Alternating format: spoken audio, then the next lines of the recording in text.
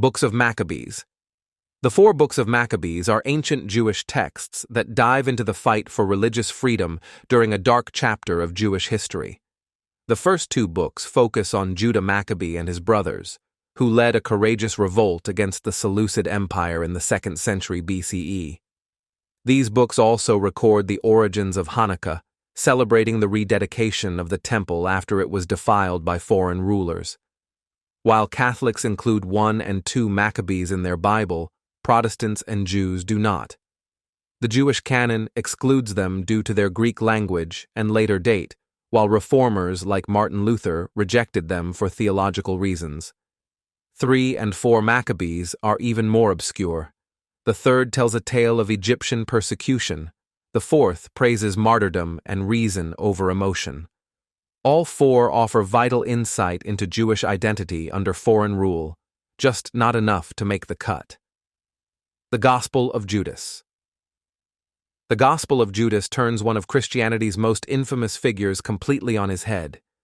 Discovered in Egypt in the 1970s and dated to the 2nd century CE, this Gnostic text claims Judas didn't betray Jesus out of greed, but out of obedience.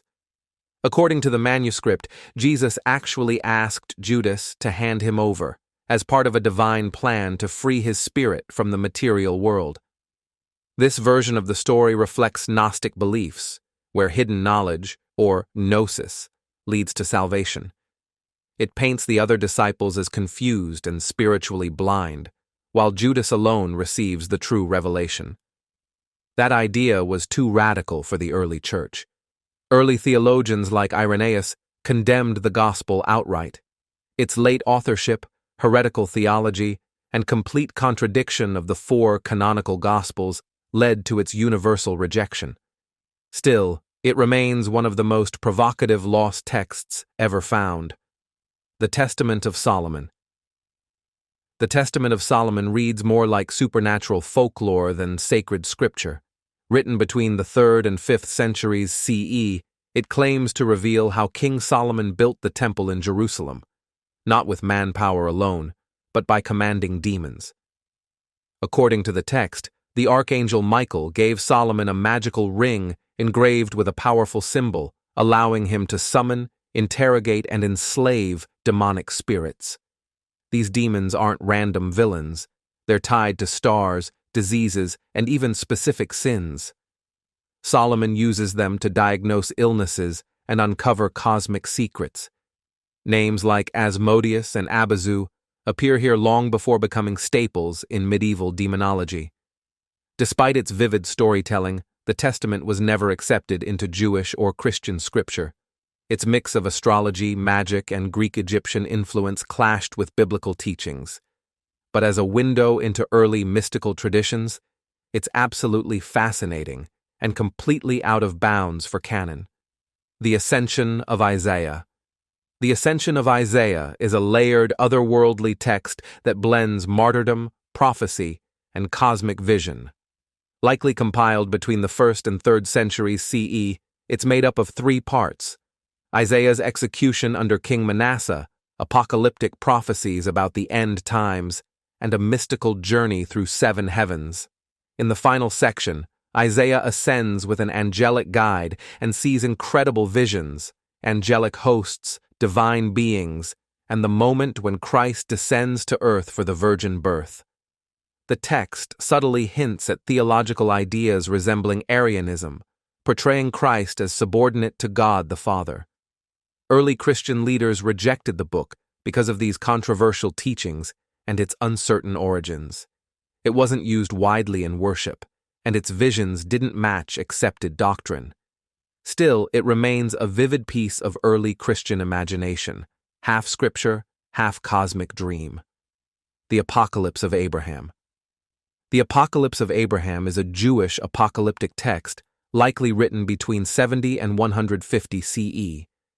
It begins with young Abraham realizing the idols his father makes are powerless. After destroying them, he's called by God and led by the angel Yahoel on a breathtaking journey into the heavens. As Abraham ascends, he witnesses divine mysteries, angelic beings, a vision of God's throne, and a cosmic battle between good and evil. He's shown prophecies about the destruction of the temple, the end times, and the fate of humanity. The text ties the origin of sin to fallen angels, echoing themes found in 1 Enoch. Though rich in spiritual symbolism, it was never accepted into Jewish scripture. Its mystical tone, non-Hebrew origin, and reliance on later apocalyptic ideas kept it outside the canon. Still, it offers rare insight into Jewish thought during a time of crisis and longing for redemption. The Proto-Evangelium of James. The Proto-Evangelium of James, written around 150 CE, dives into the early life of Mary, the mother of Jesus, and fills in details the Bible leaves out. It begins with her miraculous birth to Joachim and Anna, followed by her dedication to the temple at age 3, where she's raised like a sacred vessel. It goes on to emphasize her perpetual virginity, even during and after Jesus' birth. Joseph is portrayed as an elderly widower with children from a prior marriage, which conveniently explains Jesus' brothers in the Gospels. The birth of Christ happens in a cave, complete with midwives and miraculous signs. Despite its influence, the Church never canonized it. Its late date, anonymous authorship, and heavy embellishment made it unreliable. Yet its impact is lasting, especially in shaping Catholic and Orthodox views of Mary's purity and sacred role in salvation history. The Acts of Peter. The Acts of Peter, written in the late 2nd century, follows the Apostle Peter after Christ's resurrection as he travels, preaches, and performs dramatic miracles. One of its most iconic moments is his showdown with Simon Magus, a sorcerer who tries to mimic the power of God, only to be publicly humiliated by Peter. The text's most famous scene comes at the end, Peter's crucifixion upside down in Rome. According to the story, he insists on being executed that way because he's unworthy to die like Jesus. Though not mentioned in the Bible, this version of his death became deeply rooted in Christian tradition. Despite its powerful imagery, the book was never accepted as scripture. Its Gnostic leanings, rejection of the material world, and late authorship made it theologically suspect. Still, it shaped how millions visualize Peter's martyrdom even today. The Acts of Thomas. The Acts of Thomas, likely written in the early 3rd century, tells the story of the Apostle Thomas's unexpected mission to India. According to the text, Jesus sells Thomas, sells him, to a merchant so he'll travel east and spread the gospel. Once there, Thomas performs healings, casts out demons, and even raises the dead. The narrative leans heavily into Gnostic themes. Thomas is portrayed as Jesus' twin, symbolizing the split between body and spirit. The book contains bizarre episodes, including a talking donkey, exorcisms, and a dramatic moment where Thomas baptizes people by resurrecting a victim from hell. While some Indian Christian traditions trace their roots to Thomas, the Church rejected this version. Its mystical theology, theatrical miracles, and anonymous authorship were just too far from the apostolic norm. Still, it remains one of the most colorful and controversial early Christian texts. The Apocalypse of Peter. The Apocalypse of Peter, likely written around 135 to 150 CE, is one of the earliest Christian visions of the afterlife.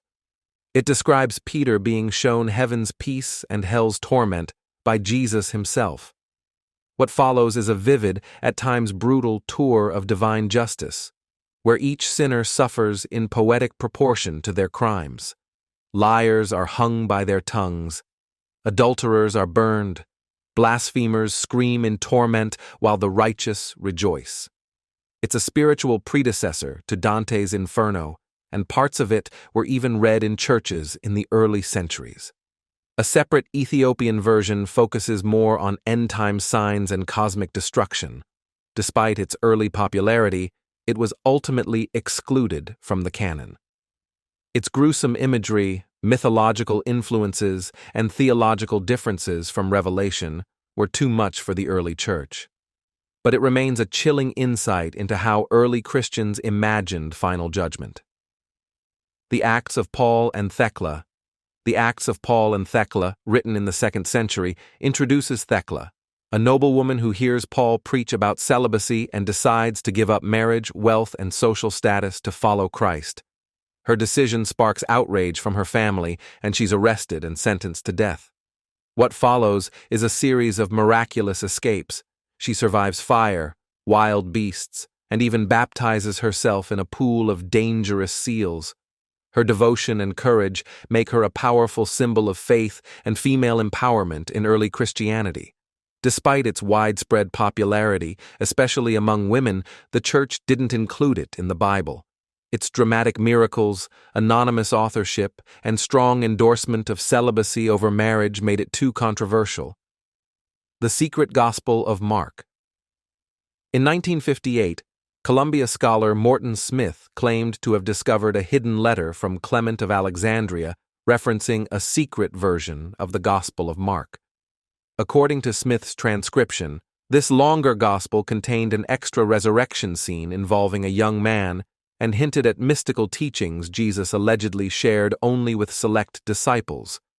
The letter, found handwritten in the back of a 17th-century printed book, has never been verified with the original manuscript.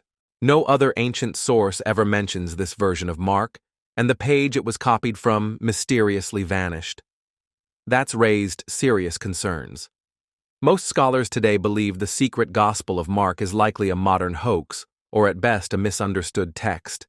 Its questionable origin, strange content, and lack of ancient support kept it far outside any biblical canon, though it remains one of the most debated alleged discoveries in modern biblical studies. The Gospel of the Egyptians. The Gospel of the Egyptians is one of the more mysterious and fragmented texts linked to early Gnostic Christianity. Likely written in the 2nd century CE, it doesn't tell the life of Jesus in any traditional sense. Instead, it offers abstract symbolic dialogues about creation, divinity, and spiritual enlightenment. Associated with the Scythian Gnostic movement, the Gospel emphasizes hidden knowledge as the path to salvation. It presents a cosmic struggle between light and darkness, and includes radical ideas like the rejection of procreation, viewing the physical world as inherently flawed. Traditional gender roles are erased, and salvation is described as returning to a pure spiritual origin. Church leaders quickly rejected the text for its deeply mystical tone and outright contradiction of core Christian doctrines.